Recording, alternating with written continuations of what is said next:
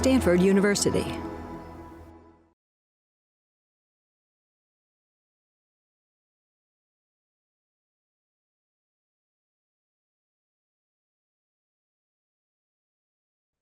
Welcome to Stanford Medicine's 10th Annual Contemplation by Design Summit. I'm Dr. Tia Rich, founder and director of Contemplation by Design, and it's my deep honor to introduce our next teacher, Will Kabat-Zinn.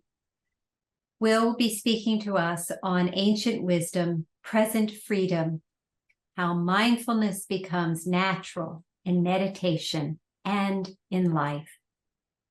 Will Kabat-Zinn is an insight meditation teacher based in the San Francisco Bay Area. He spent his early practice years at the Insight Meditation Society and later at Panditarama Forrest Meditation Center under the guidance of Sayadaw U Pandita. Will was deeply influenced by his friendship with Dr. Rina Sircar and her teacher, the forest monk Taungpulu Sayadaw, and by the fierce compassion of Chan Master Shen Yen. Will has a master's degree in counseling psychology and is a member of the Spirit Rock Teacher Council in Marin County. He lives in the San Francisco East Bay with his wife and 2 children. Will is the guiding teacher of the weekly sitting group in the insight meditation tradition known as the Sunday Sangha. Join me now in warmly welcoming Will Kabat-Zinn. Thank you so much, Tia. Hello to all of you. Lovely to be here. So tonight, we will be taking an experiential journey and looking at this question of kind of the roots of mindfulness in the Buddhist tradition and at how that practice and the fruits of it are relevant here and now, with a particular slant on this question of how we learn, because as it said in the description, so many of the skills you have and the capacities you have were not intuitive when you first learned them, but they're now naturally a part of you. And so there's this open question of, can mindful awareness, this liberating ingredient, which is so personally transformative and so potentially so relationally transformative, and my hope is, and my belief is also collectively quite transformative. The open question is, can this become an ingredient that is present in our minds more of the time? And how might we arrive at that? And what might that look like? So we will be touching into some of the lessons of the tradition, and also, as I said, taking an experiential approach, because as ideas, this stuff is only so useful. So I'd like to begin with an experiential introduction to mindfulness, to mindful awareness. Now, many of you I know are already practitioners, so this won't be new, perhaps, but I'm surprised at how much unclarity there is about what mindfulness is and how to practice it.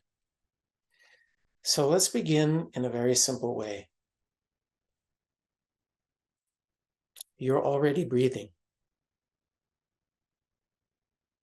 Isn't that true? You've been breathing all day and all night and as long as you've been alive. So now, if we decide to notice it, just to be aware of breathing as a process, and I invite you to do that right now as you're sitting here.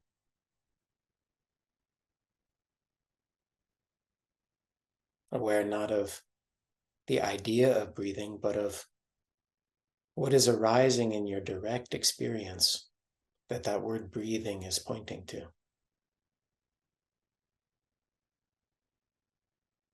the actual sensations at the nostrils or in your chest, your belly.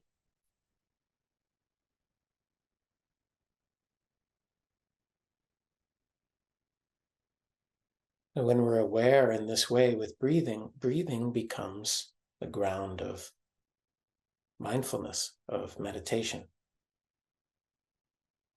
So a lot of people think that meditation or mindfulness practice is about a particular object, like the breathing, because that's such a commonly used object of attention in the meditation practice. But we can also say this, that you have sensations present in your body right now. In a way, your experiential body is a field of sensations. And that was true before we started talking about it. In fact, your sensations are moving you around all day, pleasant and unpleasant feelings in the body. They're what makes you move towards and away from all kinds of things in the environment. And it's even what makes certain inner experiences ones you seek or avoid. So now we could say, although there have been sensations happening all the time, now I want to invite you to be aware of them. That's a shift, isn't it? It's a shift from having sensations to now being aware with sensations. And that's the shift from what we could call just ordinary habitual mind, the shift into awareness or into mindful awareness.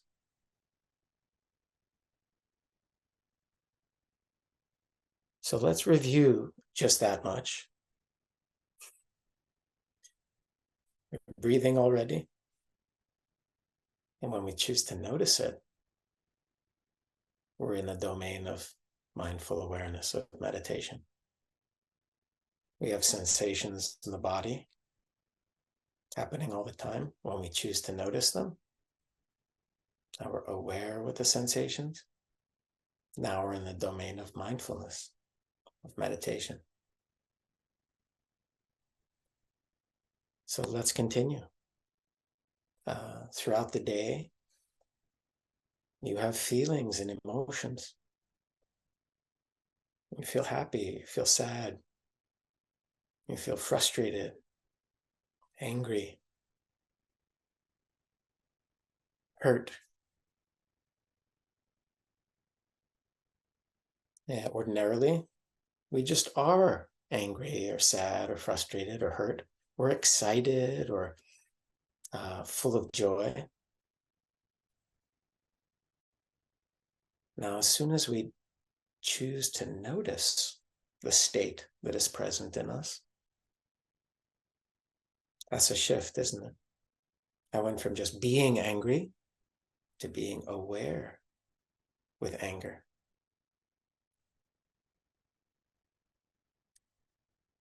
So then anger becomes the ground of what we could call meditation. It becomes the ground of mindful awareness. We're establishing some basic principles here that are going to be important in our exploration of how this kind of awareness can become a natural part of how we live and love and relate to life. So here we have feelings and emotions, and now we can be aware with them. With the breathing, as I said, the sensations of the breath are different than your narrative about the breathing, your story about it, or the words. It's different. It's something much more direct and immediate. Similarly, with emotions and feelings, we can be aware with the direct experience, not just in the narrative. So that's what we mean when we say aware with emotion. Similarly, the state of your mind is changing from moment to moment through the day. Sometimes the mind feels very expansive, don't you? Wow, fresh and almost like there's a breeze blowing through. Sometimes the mind feels very narrow and contracted, tight, or kind of gripped. the space closes. Whether the space is open or the space feels closed, whether the state of mind is calm or whether it's kind of agitated, whether it's sleepy or wired. Whatever the state of our mind, ordinarily, that's just how we are. So narrow, really open, how wonderful. Sleepy, many espressos, wired. So, but in the meditation practice with mindfulness, all of these states of mind that are changing through the day, we can choose to notice them. So now I don't just have a mind state of dull or, now I'm aware with the mind having this flavor, like a weather pattern in the mind, but I'm aware with it. So this is the shift from, again, habitual mode into mindfulness or mindful awareness. You can notice, oh, this is the quality of the mind.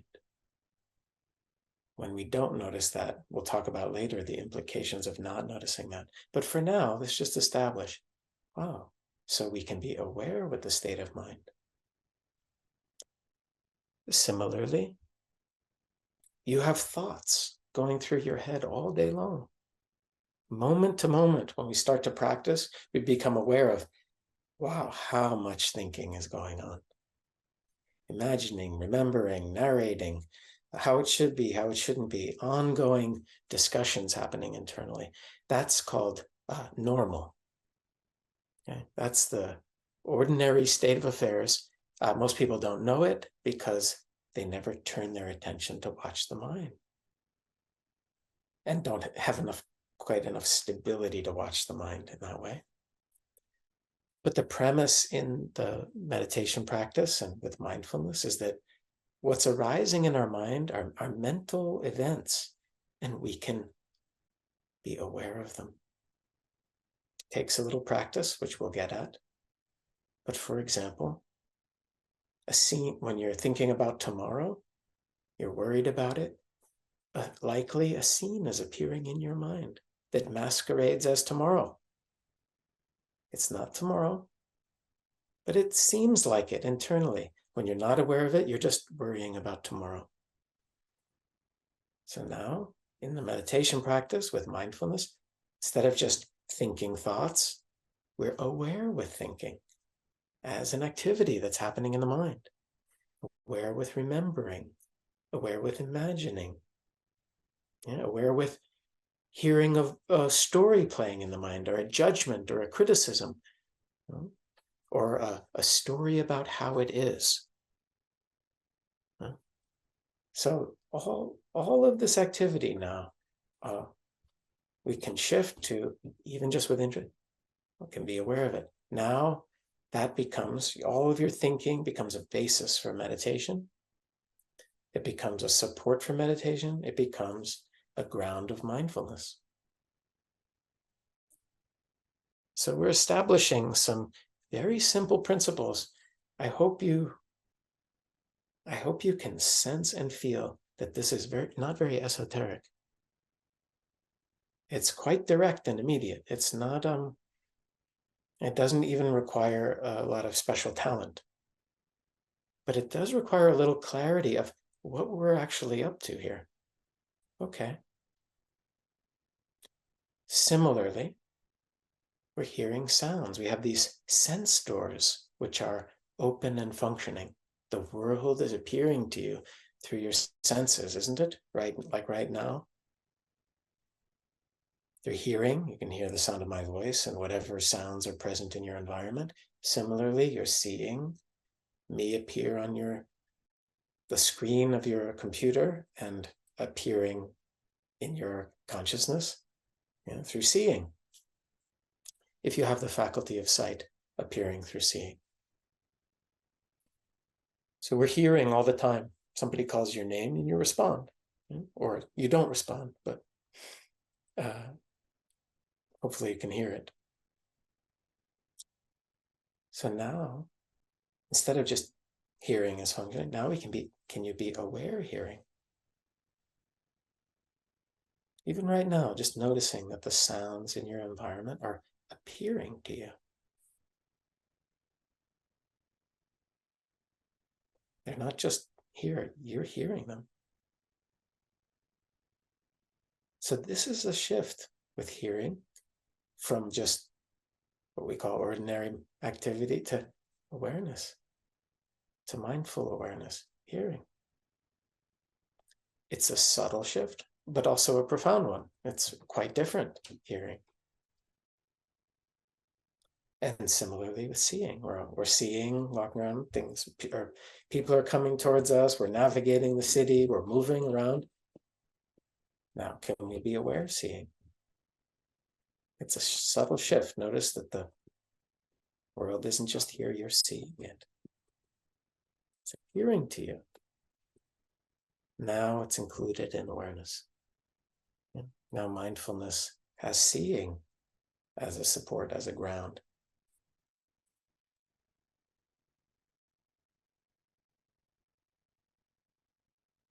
We could go on, talk about perception, talk about intentions, all kinds of experience, but we've established something here now, simple but important. That little shift from it's already happening, breath, body, feelings, emotions, states of mind, thoughts, sense perceptions. Now, we choose to be aware with them. And that is the shift, simple as it is, the shift into mindful awareness, aware with.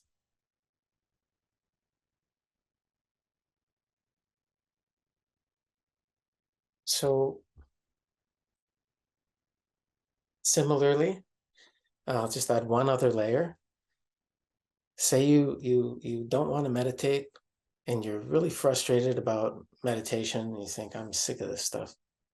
I'm not going to do it. Well, if you're just, that's what's happening, fine. If you're aware of not wanting to meditate and you're aware of being sick of it, then you're not wanting to meditate and you're being sick of it becomes meditation because you're aware. Right? So do you see how this is like a sword that cuts through? Do you see how open it is?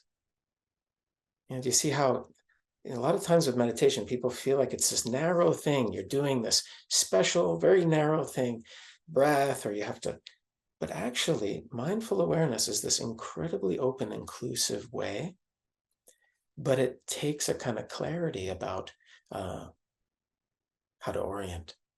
It's not a complicated clarity. It's just a simple clarity. And that's why I'm trying to experientially point us to it.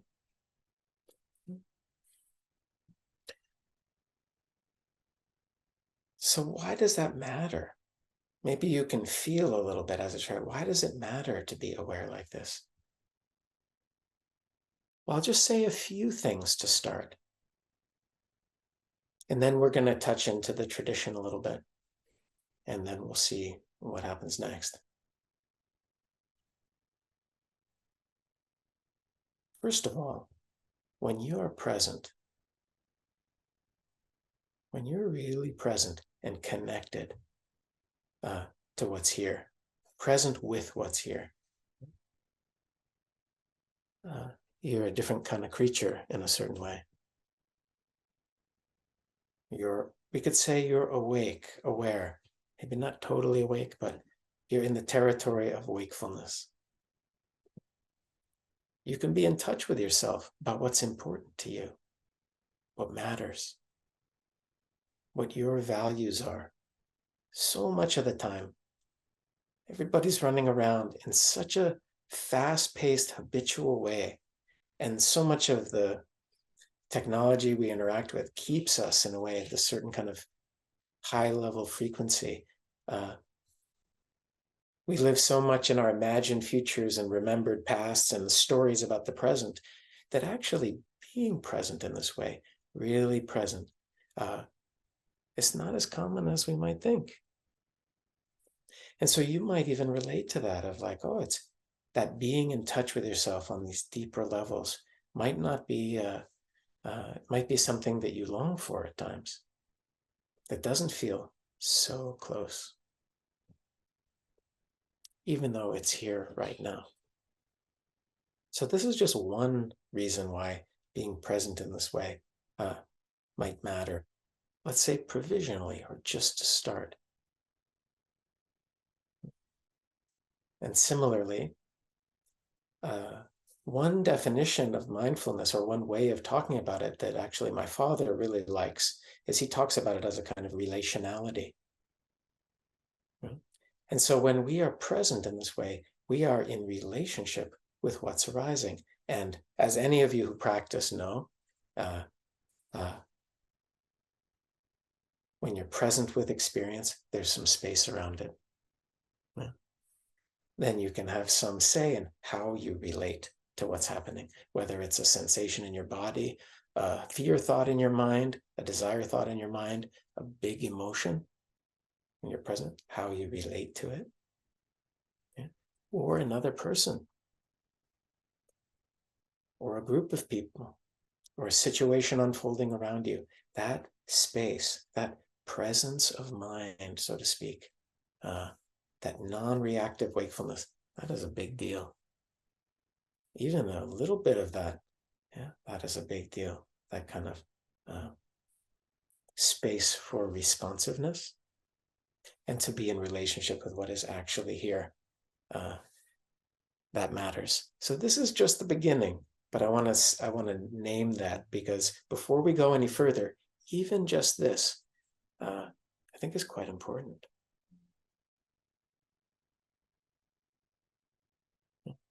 My guess is when you are in touch with what really matters to you, with your deepest values, with your own heart, you show up very differently in the world.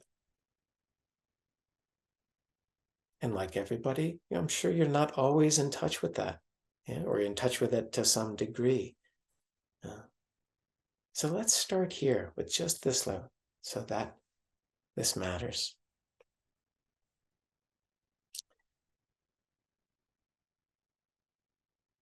So now let's, what's the ancient wisdom part? Well, I want to go back to a discourse from the historical Buddha. It's in the early Pali Canon, and it's called the Discourse on the Foundations of Mindfulness, the Satipatthana Sutta. And this is basically a recipe. It's an incredibly simple and straightforward recipe for awakening, for what the Buddha calls the direct path to liberation. Now, even if we don't know what the Buddha meant by liberation, I imagine that's at least interesting. Well, what would that be, the direct path?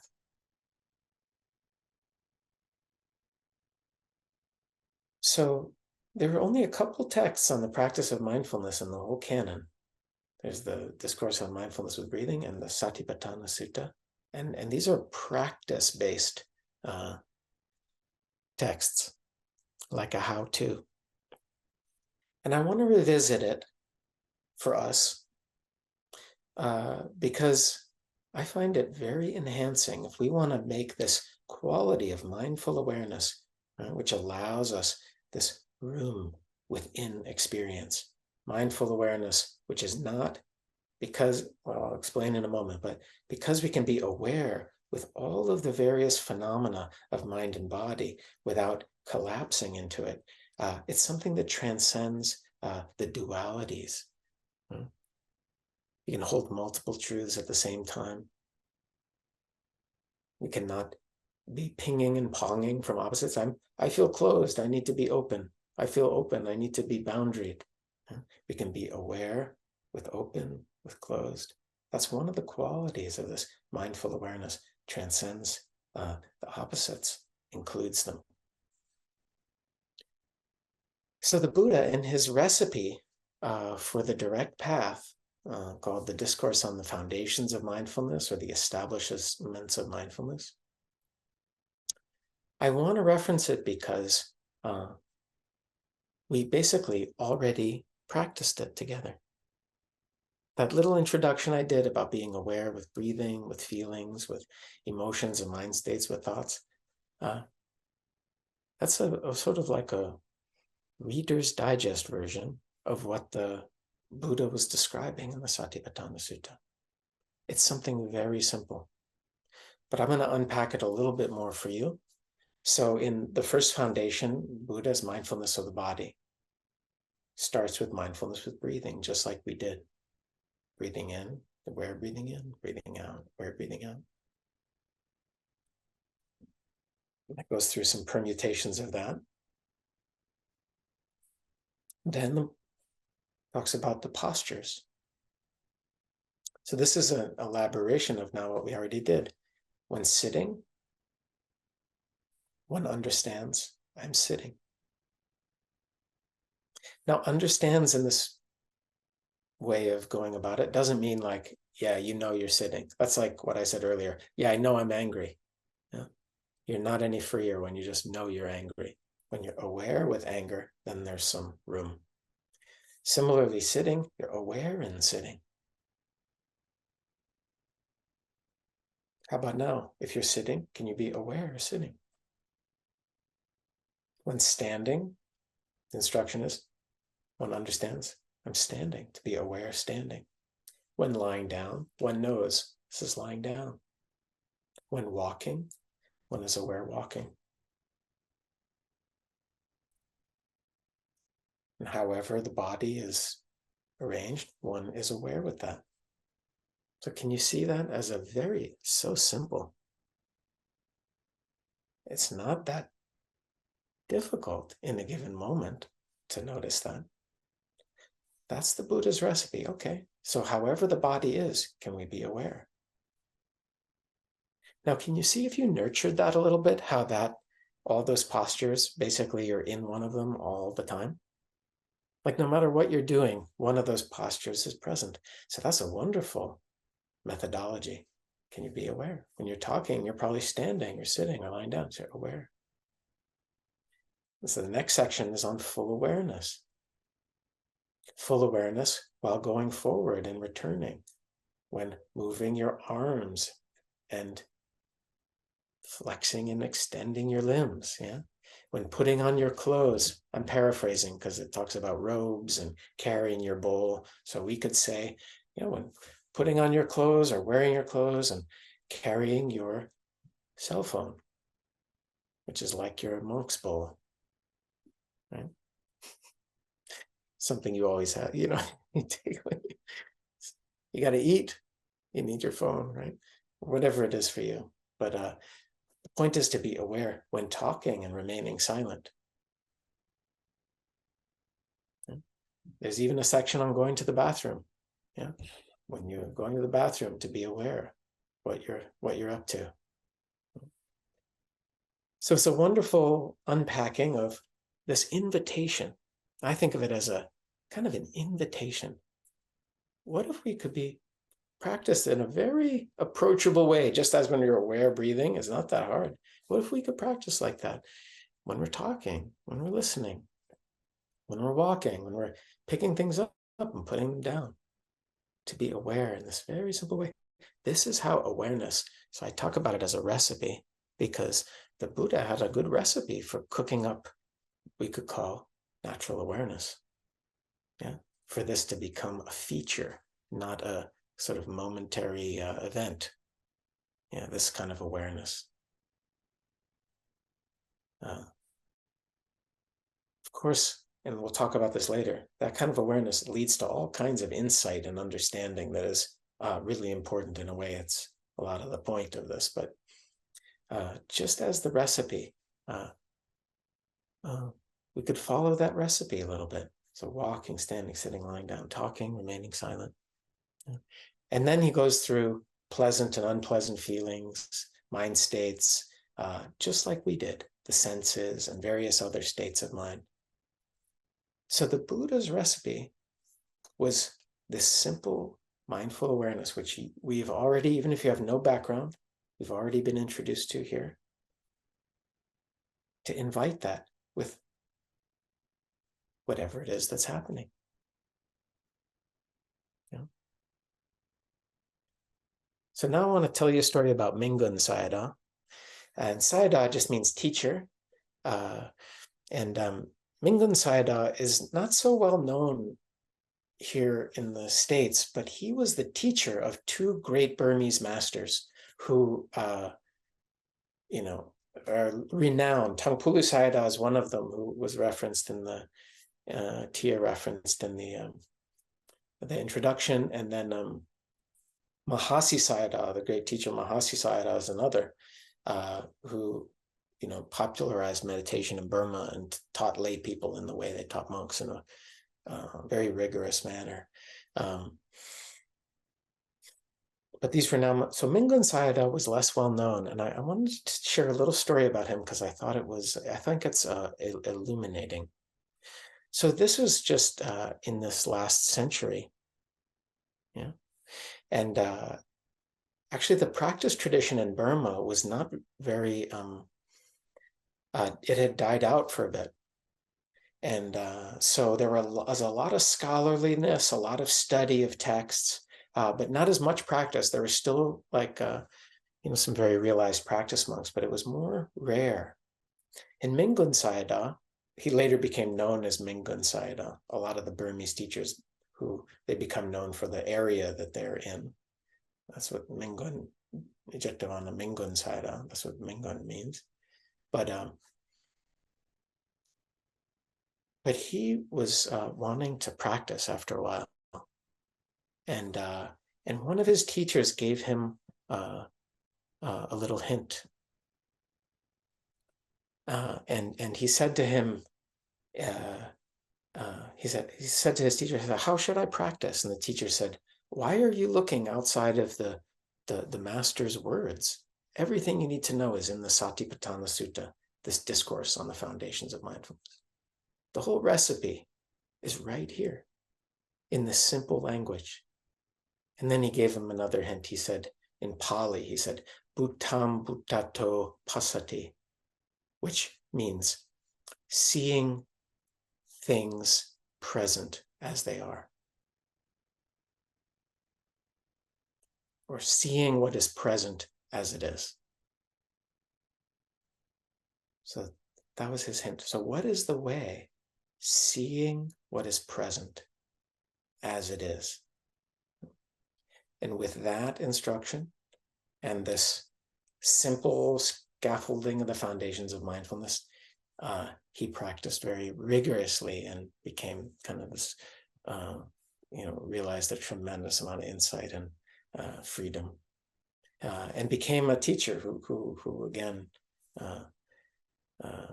so many of these great masters were like students of his. But I was reading a very little known biography of him written by one of his disciples.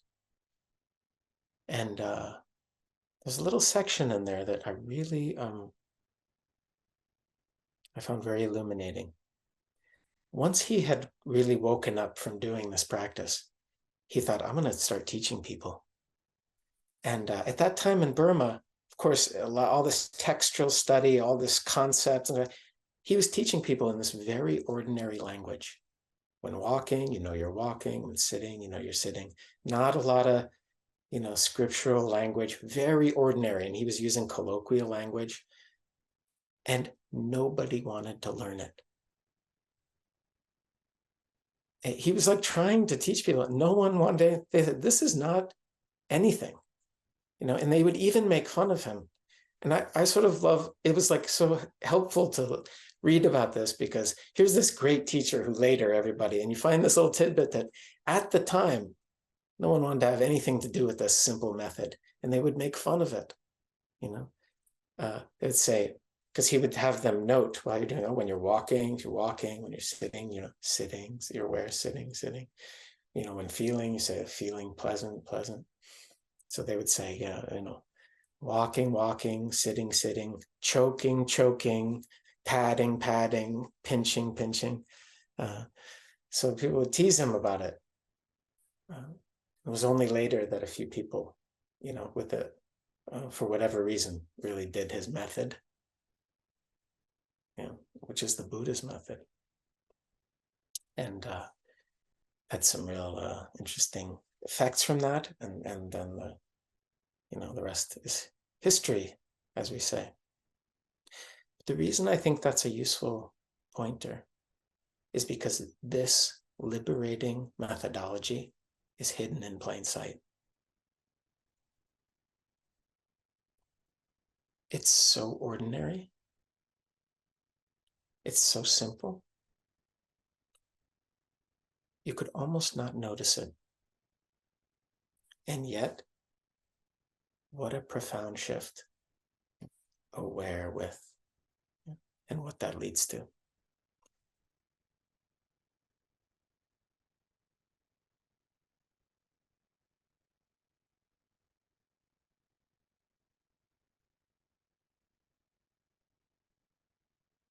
So let's do a little guided practice, and then I want to talk a little bit about where this goes and how we can bridge.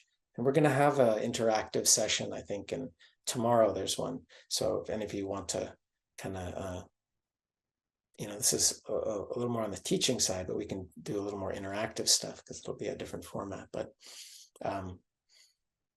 let's do a little bit of practice together. And then I want to talk a little bit about how to bridge this into our ordinary activities and a bit about where it goes and some of the ramifications of that for ourselves and for our relationships as well. So now that you have this a little bit of a clear view of how to attend, let's do a little formal sitting meditation. If you need to stretch before we sit, feel free to do that. So we've been sitting for a bit, and you could also do this, what we're going to do, standing or lying down.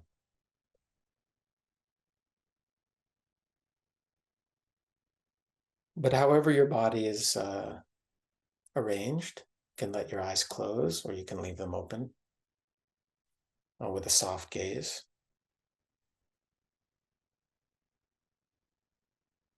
And for now, let's begin with hearing.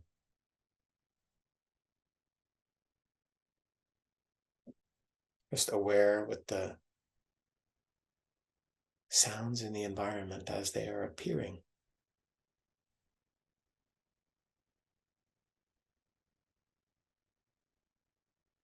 Instead of going out looking for the sounds, just receiving the soundscape, if you will.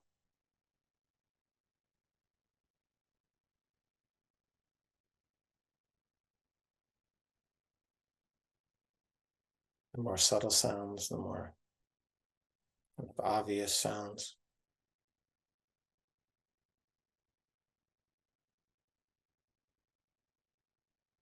And the sounds aren't just here, you're aware of them. They're appearing to you.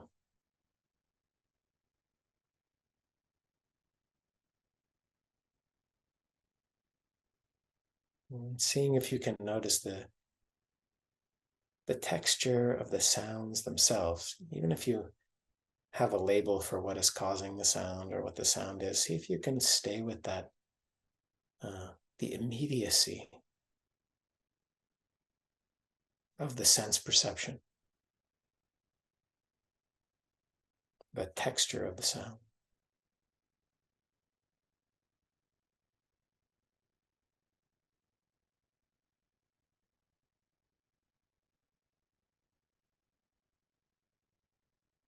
And now with the same kind of a listening quality, the same receptive awareness, can you include in awareness the felt sense of your whole body sitting here?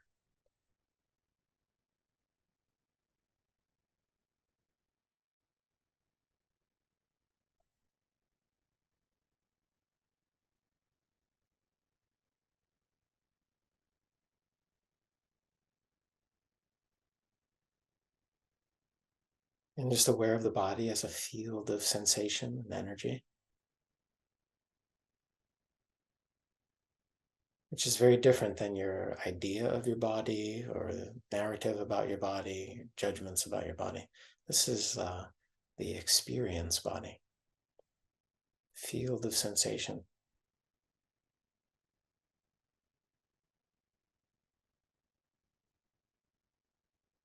That you can be aware of only here and now. Or can you receive just whatever is present in the field of the body, just as it is?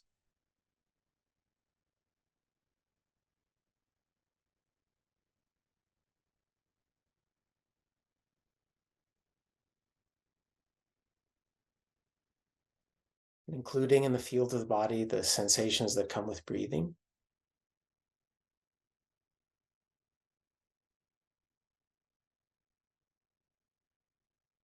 Feeling the breath, experiencing the breath wherever it is available to be sensed. The touch of the air at the nostrils, or the sensation of expanding and softening in the chest. The rising and falling of the abdomen.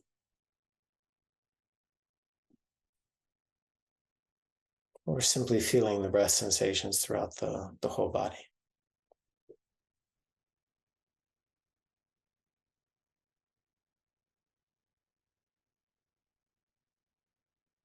So in this very simple way, just aware with the flow of sensations, breathing in.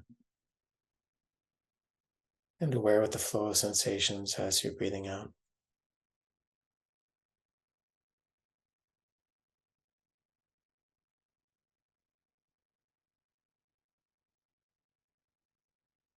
And seeing if you can be kind of rest with awareness, or remain aware in the transitions between breaths, the top of the in-breath and at the bottom of the out-breath.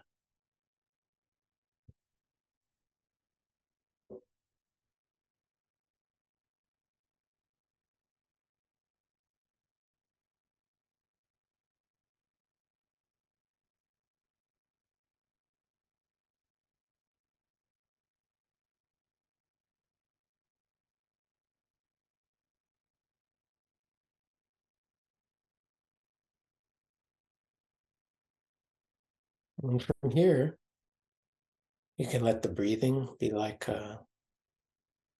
just center stage in awareness, featured in awareness.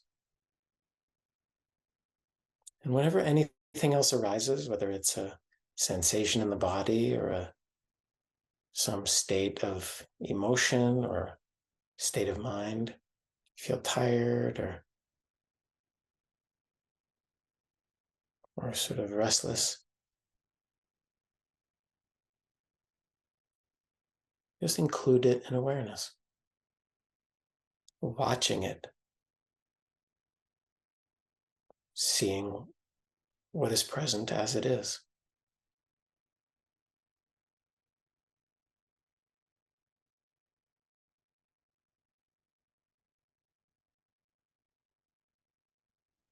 Seeing what is present as it is,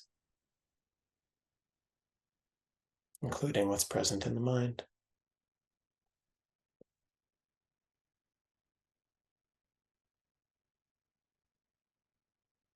Whenever that experience fades, you can just find your breathing again. Come back to just being aware, sitting, and breathing in and breathing out.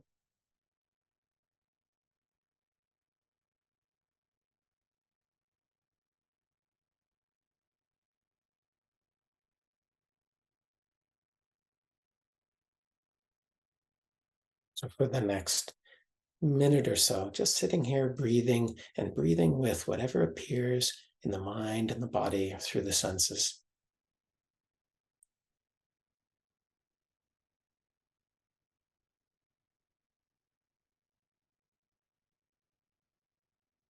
With the simple orientation of Bhutam Bhutato Pasati, seeing what is present as it is, even as what is present moves and changes, arises and passes from moment to moment.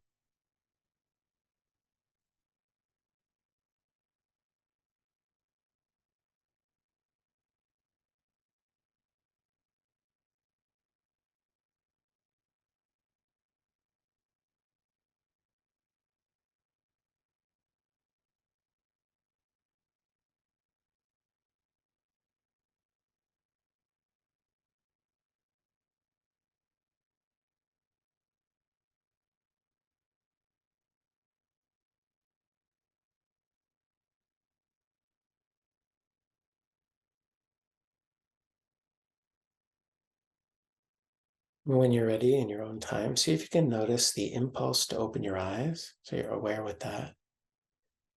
Notice the process of opening the eyes and notice the appearing of the visual field.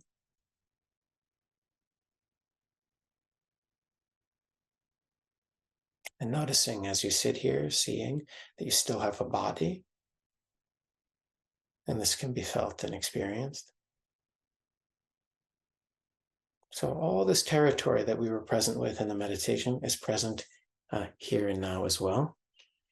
And we can be awake in it, aware with it.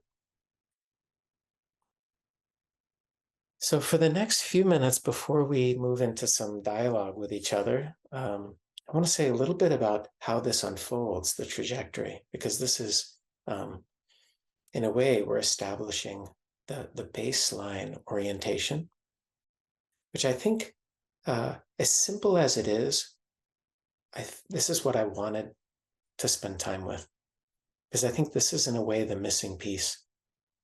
The lack of clarity about how to orient is one of the missing pieces. Now, what does it require to nurture this seed of awareness? Yeah, this way of orienting a being. Well, it requires a few things. One, it requires developing a little taste for it. Yeah. Once we start to sense, and I know many of you are in this category, once you start to sense the freedom, even provisionally, the freedom of being aware with experience, how different it is when you have a sensation, but it doesn't run you around. Yeah, a friend of mine is does a lot of dance, and I remember him saying something that a dance teacher said to him, don't let the music push you around. I love that. The sensation, when you can be present with your sensations and they're not pushing you around, even the sensations you get when other people say things you don't want to hear, or wow, there's degrees of freedom in that. Yeah. Or you're present with your various emotions and they're not, the energy of these emotions, which can be so big, are not making you collapse or lash out or run here and there. You're not running from yourself. Wow. Then you start to develop a taste for this. This is even a little bit, oh, how different it is to be aware with sadness than to be just completely lost in it, or to be aware with frustration or rage. Yeah.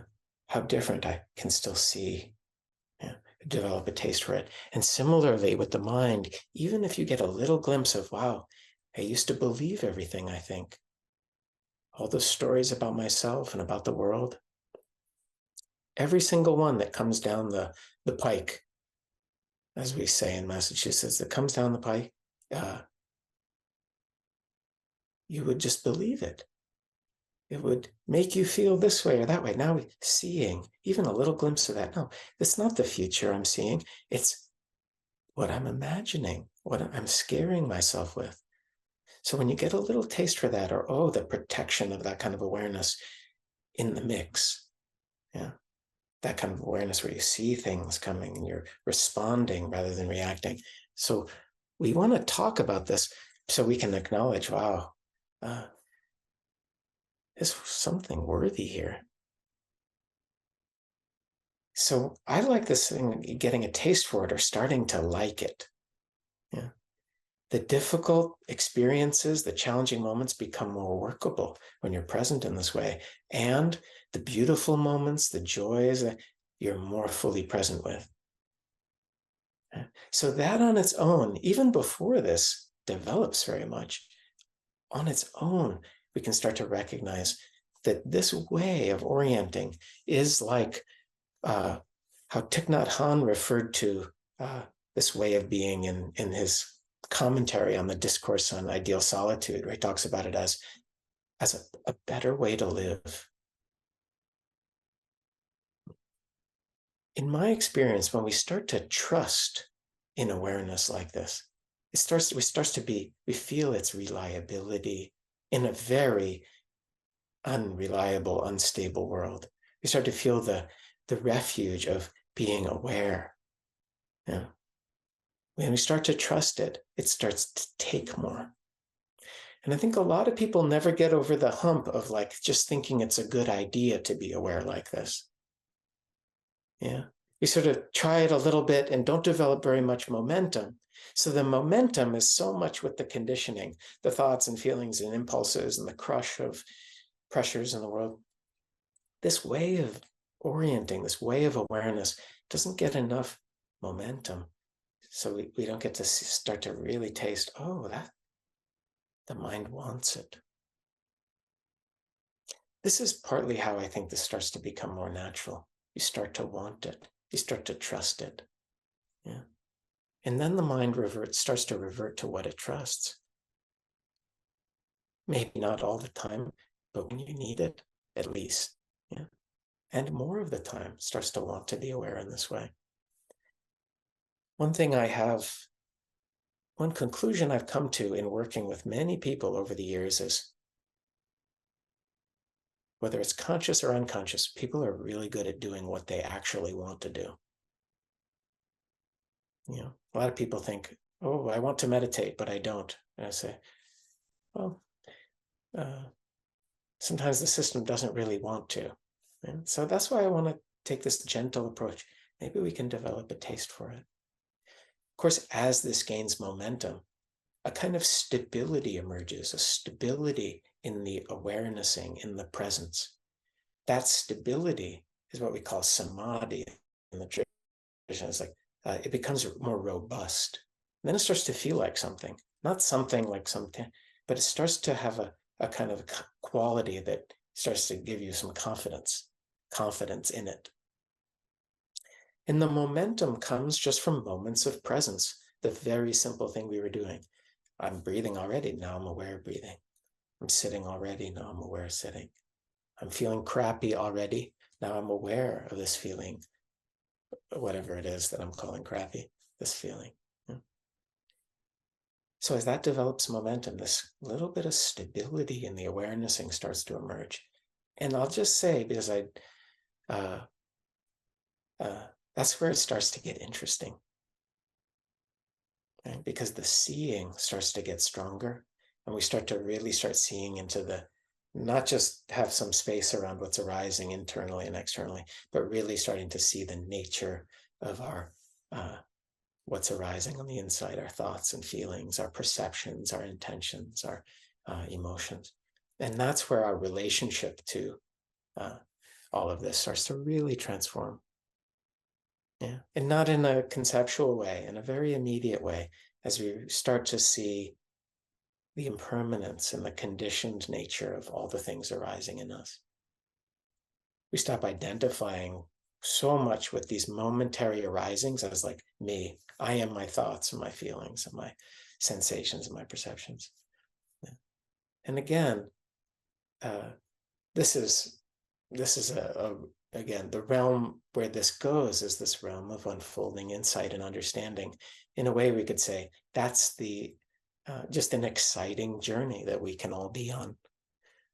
One of awareness and learning. And I do feel that this way of orienting, of being, is much closer to us than sometimes we think. Yeah. And even if you think, oh, this is so far away from where I'm at, I would say, no, you have this capacity. All the equipment is right here with you. So don't think yourself out of what you have. Just to be aware like this for just this moment. And to practice like that again and again.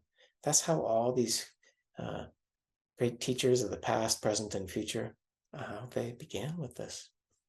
Yeah. And I like this language of nurturing it. So I'll say maybe one more thing, but maybe more. I'm not sure. I want to say something about things we learn that are not intuitive. There's, I think, this kind of way of being aware, even though it's so available to us, it's not intuitive. Yeah, we could live lifetimes in the conditioning.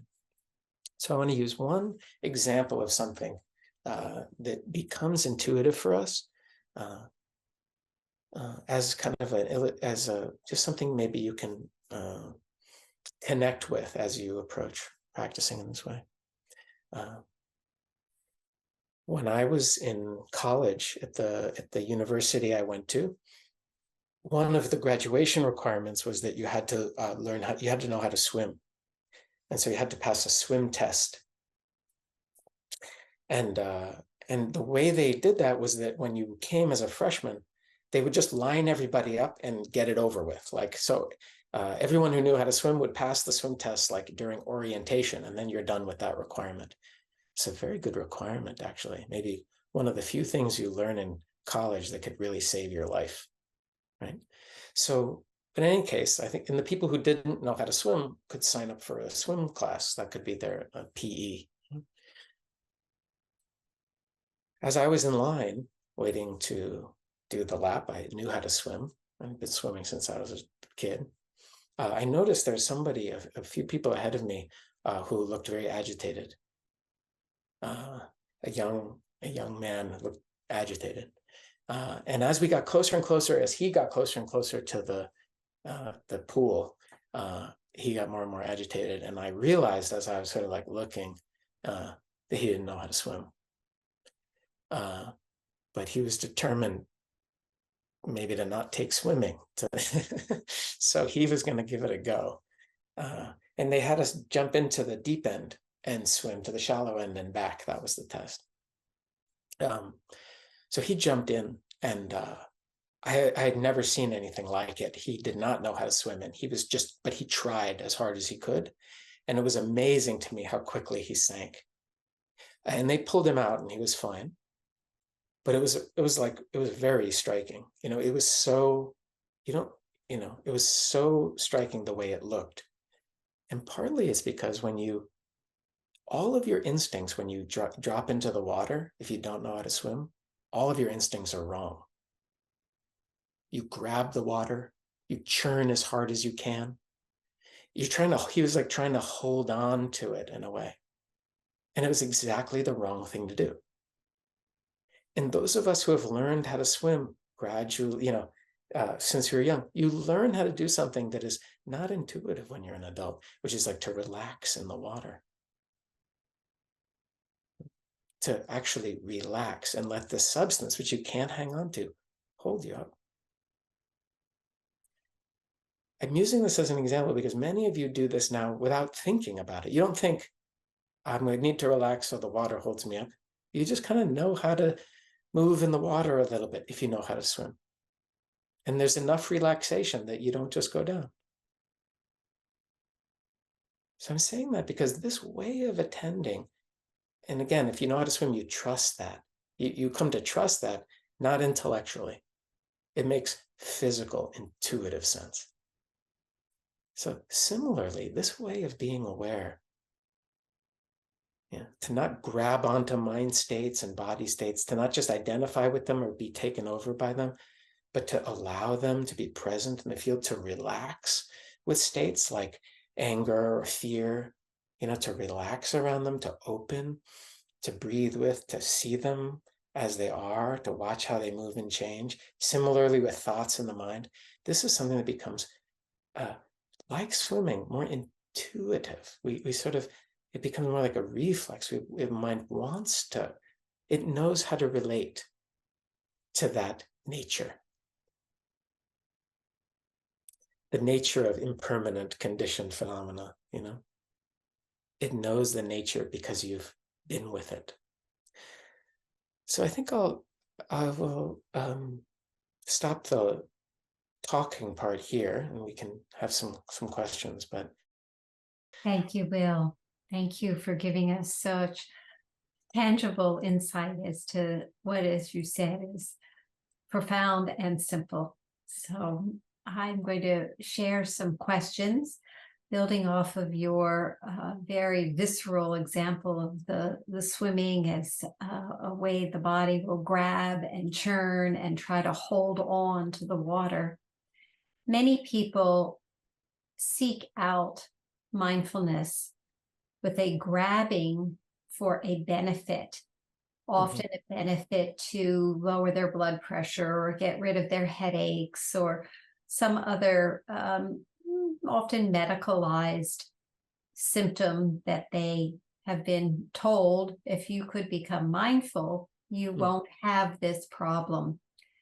So could you help people who have begun that way or are intending to start mindfulness from that motivation to work with, I'll introduce the concept of self-compassion for that original fuel. This classmate didn't want to drown and was grabbing and churning. And then how does one transition from that initial stage into what you have already talked so beautifully about? It's a very important question. In my view, whatever brings you to practice is like is good. So it does set up a little bit of a catch-22 in the mind when you say if you can be aware like this, you won't have a headache. So what we start to learn, if we actually are practicing mindfulness in a accurate way, if you have, and a lot of people are teaching it in a good enough way, right? What we're learning, sort of like, what we're learning is the way of attending that isn't trying to change what's here. That's what's transformative. It's like the paradox of change. The paradox of change is that when we can be with things as they are in a different way, in a more open, relaxed, allowing way, that's actually quite a radical change. So whether it's headaches or a medical condition that brings you to practice, use that. But use it to learn this way of being. And what I've seen with so many people is that, you don't have to do anything to make that transition. Whatever brings you in, once you get a taste for it, most people don't want to stop. It's like you start to see, oh, I might have come for this little thing, but actually this relates to so many aspects of my life and mind. So I think that's a natural progression, but there's nothing wrong with coming because of a very particular type of suffering. This is really, that's what this is for. It's for addressing mental suffering. And so much of our suffering is from, even in all the work on stress reduction and stuff, it's not about curing like an illness. It's about healing in the sense of changing how we relate to experience. So I hope that yes, very helpful. And that segues into a specific question that's very similar, but I'll read it. The individual writes, I have a problem to solve tomorrow, and it's in my head while I'm trying to do mindful meditation. I bring the problem to my awareness.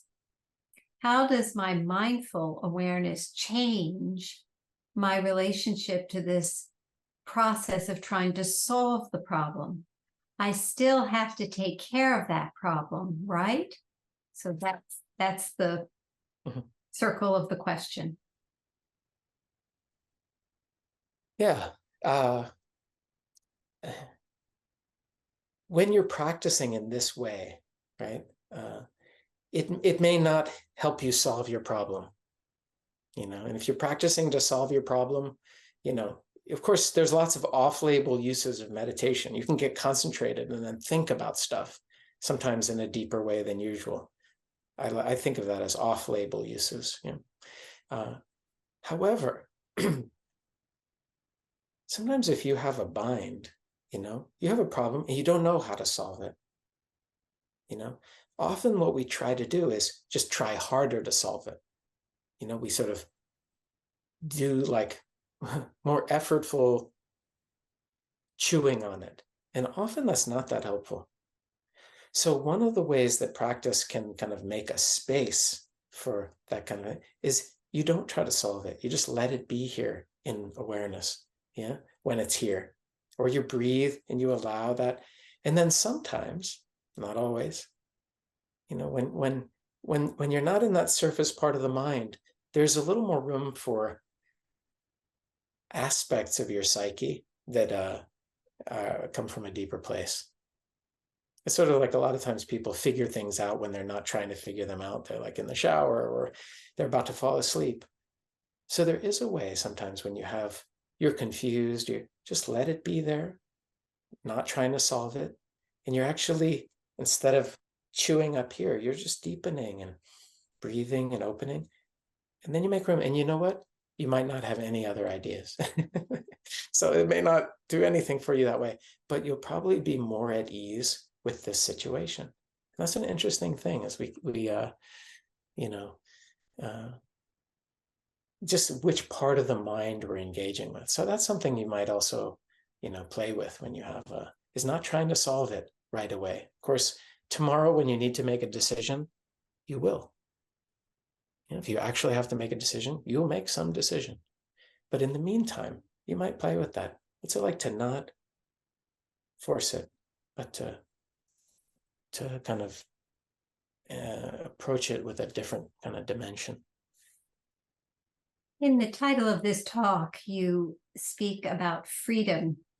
Is this description that you're summarizing now of the different dimension part of what you're referring to when you say freedom? Yeah, there's so many aspects of what we could mean by freedom. Yeah, but yes, you could say even just provisionally that from being stuck in a mind state to having space around it, we could call that degrees of freedom. From being totally identified with a view that you have. Do you know anybody who's totally identified with a view that they have? It makes them impossible, doesn't it, to talk to? From being totally identified with the view you have to being aware of that there's a view present, even if it's a view that is believed. Oh, so those are degrees of freedom. And, the freedom, I would say, there's more and more degrees of that, of like non-grasping, non-clinging. It's very hard to describe what that is. Yeah. So we want to, I think rather than just kind of like, it's like, that's why you want to get a taste for those degrees of freedom. And then just to know there's a lot more here available, possible than people realize. It's one of the unfortunate things about meditation is that you can't show anybody what more freedom is like on the inside, the way you can show somebody what like great basketball looks like, or, some amazing diver or something. No. But yes, the degrees of freedom from identification, from grasping, from clinging, from reactivity, from kind of always being in this thing of chasing after and trying to get away from. Yeah, those are, it seems to just continue. Thank you. The next question is the mind seeing the mind? Is there an observer and an observed? This is where some of the definitions break down. We could say provisionally, I seem to use that word a lot, provisionally. Mm-hmm. Yeah. Provisionally, on a practice level, we could say, maybe we won't say there's an observer. We could say there's observing and there's what is observed. Okay. Now, both of those are have to do with mind, right? Especially if what's arising is in the mind. Is there anything that's not arising through consciousness? Anyway, so yeah, provisionally, let's say on a practice level, every instruction I just described was there's observing and there's an object being observed, whether it's the breath or sounds or sensations. So we could say yes. Now, at a certain point, that breaks down. It sort of reveals itself that was an illusion. It's a very useful illusion for the methodology. And it's what we have in our kind of dualistic way of relating. But it's worth saying that at certain points that breaks down and reveals itself that there is it's not quite as dualistic as that. So I don't know if that seems abstract. It's very hard to represent that in language. But on an instruction level, we're not trying to make that break down.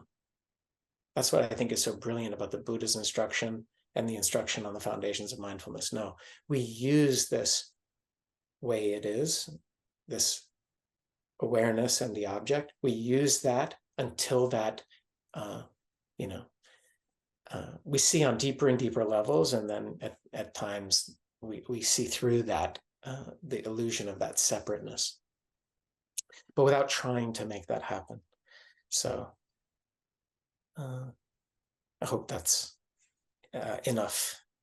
Very helpful. Yeah. The next question is regarding responding rather than reacting when life off the cushion. This choice is something that is in my awareness sometimes, but after many years, it's still easy to become triggered or overwhelmed, losing awareness. What advice can you offer?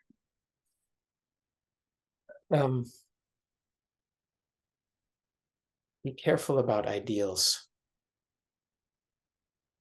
So one thing I think is just, it's sort of very important, right? That we have these practice instructions. So you practice with, aware with this, aware with this, but you're not actually in control, even though you can nurture awareness as an element in the mind or as an ingredient in the mind. You don't actually get to decide in any given moment when it's present or when it's not. So there's a way in which, as we see the nature of experience and how conditioned it is, we also develop a kind of forgiveness isn't the right word because it sounds like you've forgiven some fault. It's more like you see the way it is. No, sometimes we're reacting. Sometimes the conditions in the mind are such that there isn't that space or presence and you react, or you get tense and you're identified with it. And as soon as awareness kicks in again, we say, oh, that's the way it is. So there becomes a kind of like we develop an ease without making an excuse here. It was like we develop an ease with not being some idea of perfection. Mm-hmm. We are conditioned. Our bodies are conditioned. They are breaking down. We're aging, right? And our minds too. We are not in control even of what you think in a given moment, let alone what impulse arises. Now, of course, practice, we transform a lot there. However, even if you're, I always say this sometimes to people, like your development in practice is like, might be like I don't know anything about the stock market, but I just know enough to make a general metaphor. It's like, maybe we say it's generally going up over time, but any given day, it may be like really up or down. So we got to develop a sense of humor about that. Mm-hmm. And I'll say also just on a practical level, having children myself and, having had a teenager who's now older than a teenager, it's like I have been aware of how important this practice has been, not in getting everything right as a parent, but in being present when I get it wrong. So like with a teenager, like I'll be tense in a conversation because I'm scared of some outcome, or this thing seems like a bad idea, or I'll be tense. But to be aware of that and to be able to come back, this is just, and to say like, hey, I realize I'm tense in this conversation, or I realize I'm feeling rigid right now.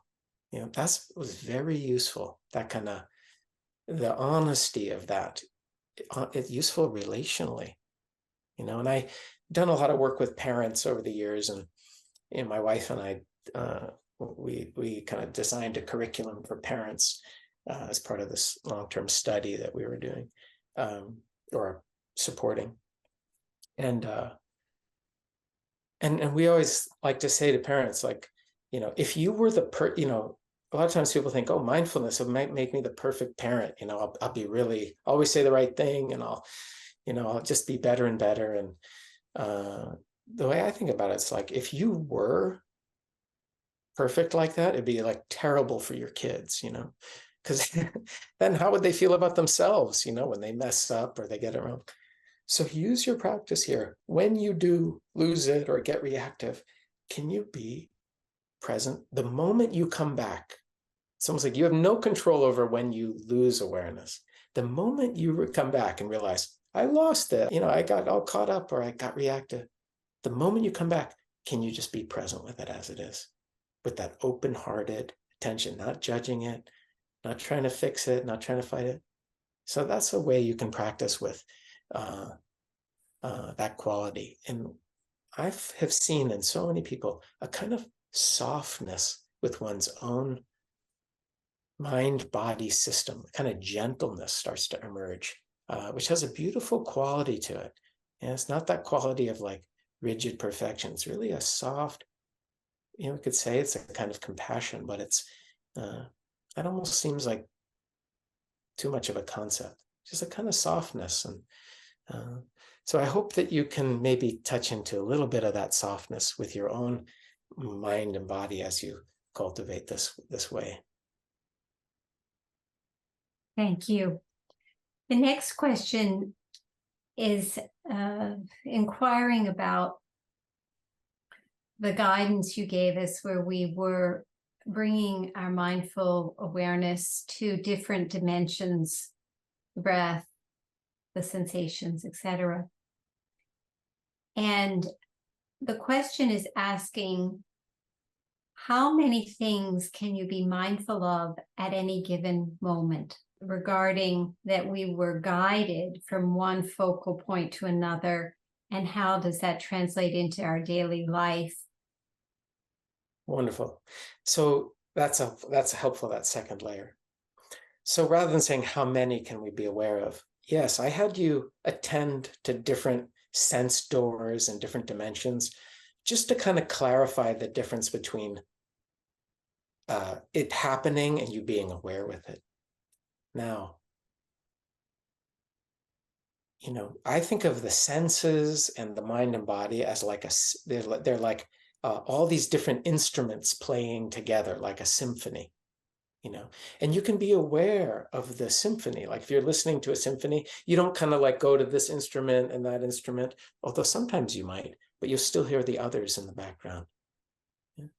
So you might think of it that way, as like, yes, you can highlight one instrument, highlight another, and yet there's this multi-dimensional unfolding that is happening.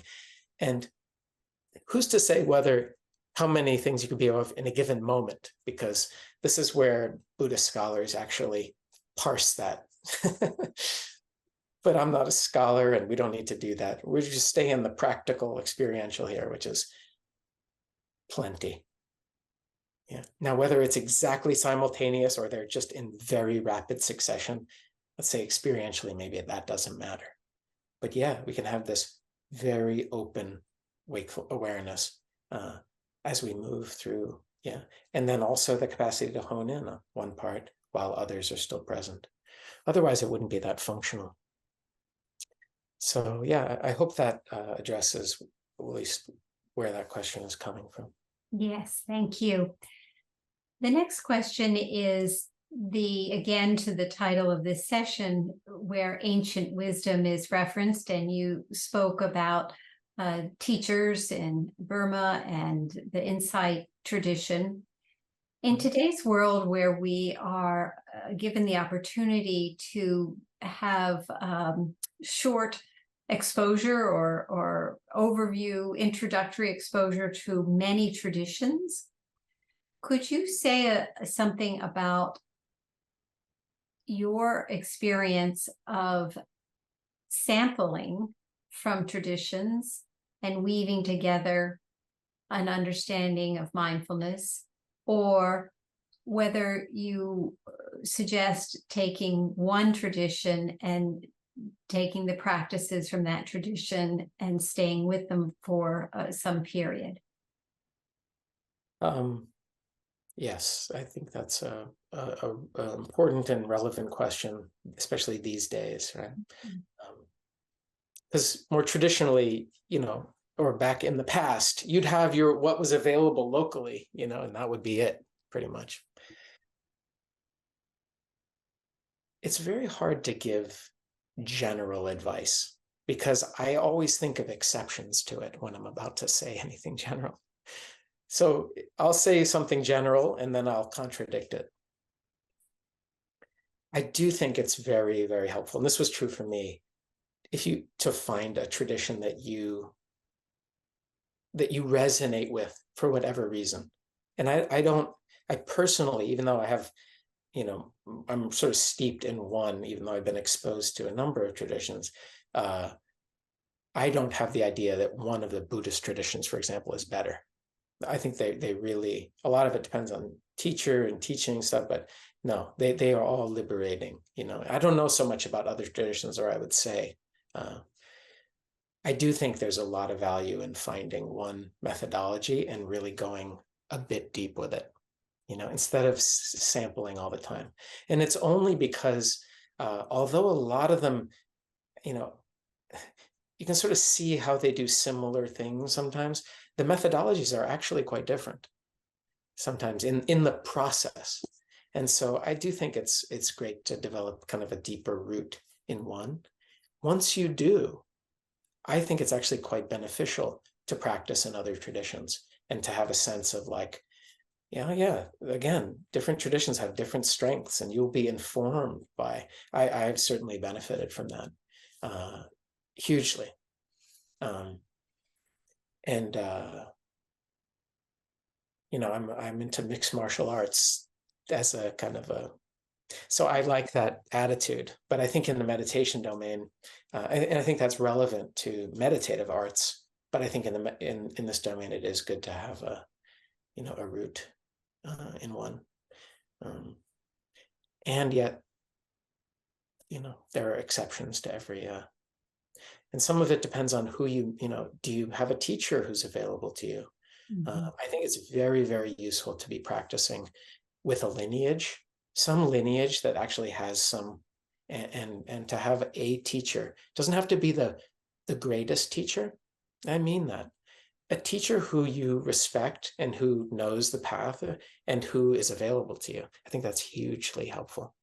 And sometimes even the greatest masters, sometimes having someone who's a few steps down from them is actually better because they're more available to spend more time with you. They'll tell you, nitty-gritty details until, while you're learning the process. So the relationship part that you spoke about earlier, the relational. As a final question, you just mentioned that you do martial art, and many people, when they begin to be aware and to develop their mindfulness, notice so many sensations in their bodies. And as you well know, there's so many traditions of mindful movement, contemplative movement. Could you say a little bit about how one knows that it's going to be helpful to do some movement? This is a place where I think everybody should be doing some movement. Mm-hmm. That's my personal bias, and again, not even the traditions I practiced in aren't always on board with that. This is just something I have found to be, it's like, the Buddha, all those instructions that the Buddha gave, you can include moving in that instruction. I think doing something with the body and the energy is really helpful for everybody. So I think that's, that's a good idea, period. And especially, there's a whole energetic dimension to practice. And for most people, having some kind of physical movement to also move the energy is really supportive for the sitting stuff. Now, of course, you could, in theory, do it all with the mind and sitting, but I think on a practical level, and for me too, it's like the moving practices have been extremely, extremely helpful and important. Mm-hmm. And in that same vein, there are often mudras and body postures that are defined to help create different states of awareness.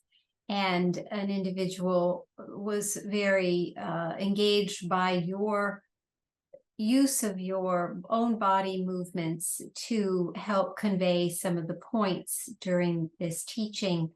Is there a part of the way you teach that is intentional in using hand movements and communicating with the body in the way that we've gotten to experience from you? I don't know that there's anything like very conscious there in terms of like there's not like a background of some way of doing that. But I will say, for me, that this stuff is very it's very energetic and also tangible. And so I think when I'm using my hands, I'm trying to like give you a feeling for it or like a sense of it. And so maybe I just talk with my hands anyway. I don't know, but that is part of it, is like I'm trying to use everything I can. That's why sometimes I try to act it out. Like, it's very hard with teaching this stuff because it's so much of it is interior. It's a challenge. Yeah, it's very effective in bringing the invisible visible. That is a beautiful way to say it. I think that, let's go with that. I really like that. That's what you gifted us with tonight. Thank you for sharing your teachings, and we are eager to join you tomorrow and again on Monday for more guided practice. Thank you very much, Will. Thank you. Thank you all.